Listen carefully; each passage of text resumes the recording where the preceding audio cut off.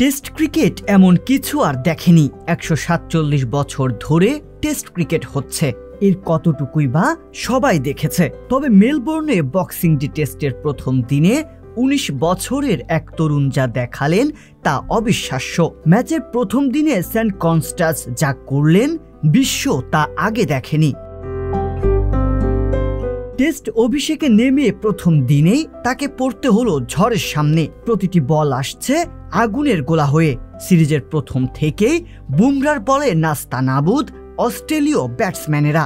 নেমেই সেই বুমরার সামনেই পড়লেন কনস্টাস। টেস্ট ক্যারিয়ারের প্রথম ১৮ বলেই কঠিন পরীক্ষা দিতে হলো স্যাম কনস্টাসকে। অস্ট্রেলিয়ায় ১৪৭ বছরের টেস্ট ইতিহাসে সর্বকনিষ্ঠ ওপেনারের খেলা।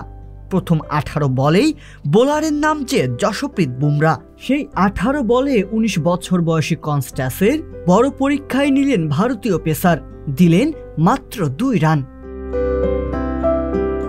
তবে সব বদলে গেল বুমরার চতুর্থ ওভারে।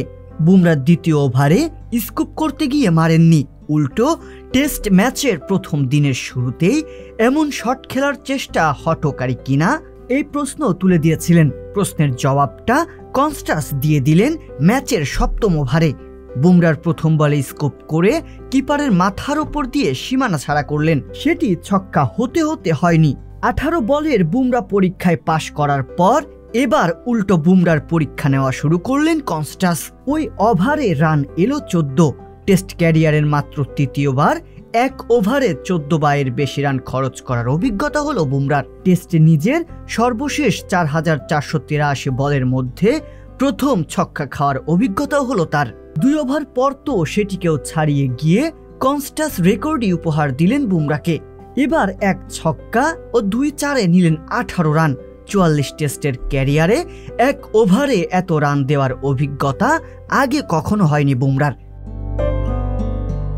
বিস্ময়ে হতবাক, আনন্দে অভিভূত গ্যালারির ৭৬,০০০ দর্শক যখন উঠে দাঁড়িয়ে করতালিতে চারপাশ মুখরিত করে তুলেছে, স্যাম কনস্টাস তখন ফিরে আসছেন ৬৫ বলে ৬০ রানের অবিশ্বাস্য এক ইনিংস খেলে। অভিষেক টেস্টে ইনিংসের প্রথম বলটি খেলেছেন এমন ওপেনারদের কেউ এর আগে কনস্টাসের মতো ৯২.৩০ স্ট্রাইক রেটে রান করতে পারেননি। বিশ্ব রেকর্ড তা তো বোঝাই যাচ্ছে। তবে স্যাম কনস্টাস ধূমকেতুর মতো টেস্ট ক্রিকেটে আবির্ভূত হলেন, জন্ম হলো নতুন এক তারকার। সংবাদ, ফিচার ও অনুষ্ঠানের জন্য ভিজিট করুন সংবাদ প্রকাশের ওয়েবসাইট এবং যুক্ত থাকুন ফেসবুক পেজ ও ইউটিউব চ্যানেলের সঙ্গে।